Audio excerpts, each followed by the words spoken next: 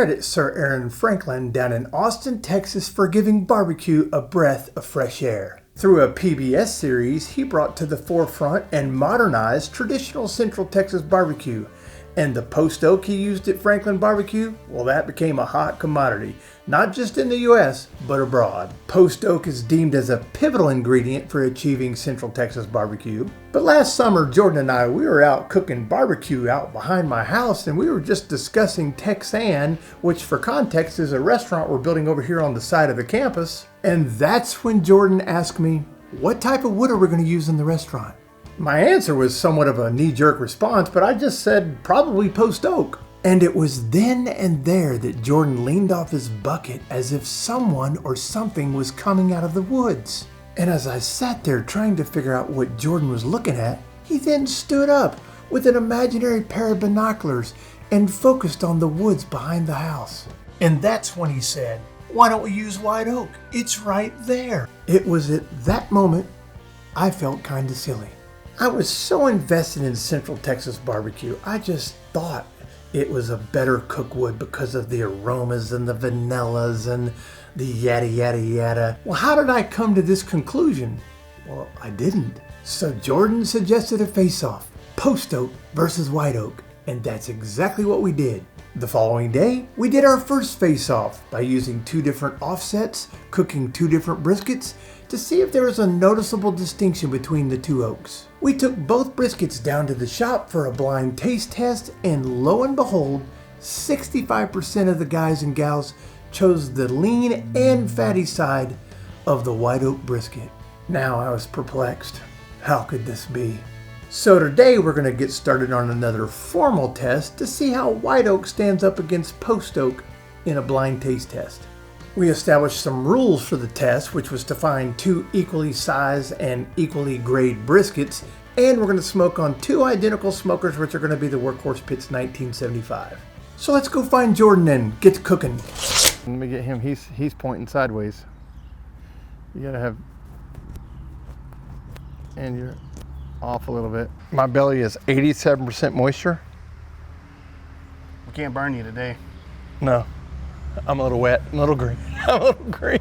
Let's give it about 18 months. We can throw you in there. All right, so we gotta have some rules. Let's start out with vessels. We've got 275 Workhorse Pits 1975. One's a stock, one's a fully loaded. The cooking difference is gonna be none. Post oak's gonna be right here. White oak's gonna be right here.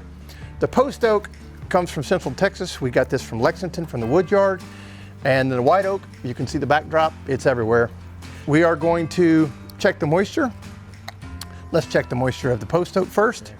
We're about 16.6, and we are about White oak 17.2. These are all been split a while back, so they're a little drier-ish maybe. But the most important thing is we have 2 equal pieces of wood. Yeah. We're playing in a pretty fair game. We've not set the cards for one to be prevalent over the other. So the post oak flavor and the white oak flavor are going to be determined by taste, but we're also going to look at the texture. We're going to see if there's anything that's a variable that's like, oh, this is a little different than that. But the most important thing is we're going to cook and do a blind taste down there. Okay. So you do the post oak, I'll do the white oak. May the best man win, okay. Or may the best wood win. May the best wood win. Let's cook. Let's cook. We're going to cook.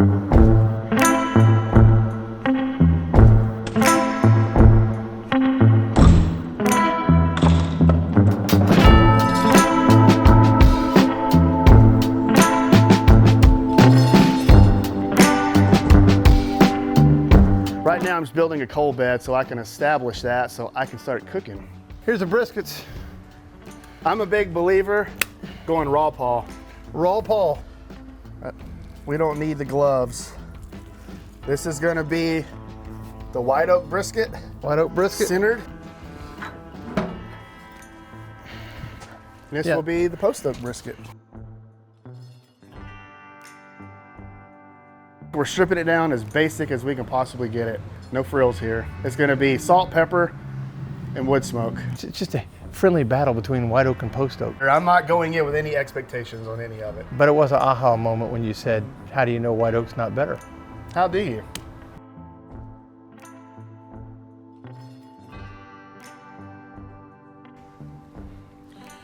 This is all the air conditioning I have today. This is what I enjoy about barbecue. This is kind of the therapy. Oh, there's 2 hours, huh? 2 hours.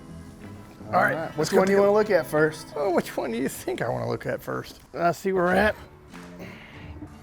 White oak. All right, let's go check post oak. Oh, Ooh-wee. looking good. Looking good. Post oak. Could you imagine sitting in a cool bathtub and cooking briskets? No, It'd be awesome. I just like the fact that I'm kind of getting a day off at the shop. I'm sitting in an empty bathtub. All right, let's check these briskets. What's our time? Come on. 8 hours. We're up fixed to hit the 8 hour mark. Everybody's gone. Everybody's gone. Now Even it's the beautiful. sunshine's gone. Oh my gosh, it's so pretty out here. Yeah. Let's look at them. This is my smoker. Yep. Give me the duties. Give you the duties. Woo!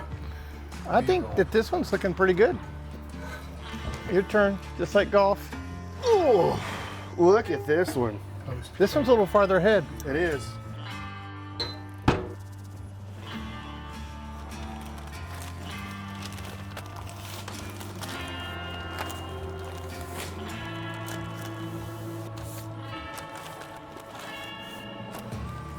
Letting the post oak brisket finish. The dang white oak one is still over here cooking. Hopefully in the next 30 minutes it'll be done.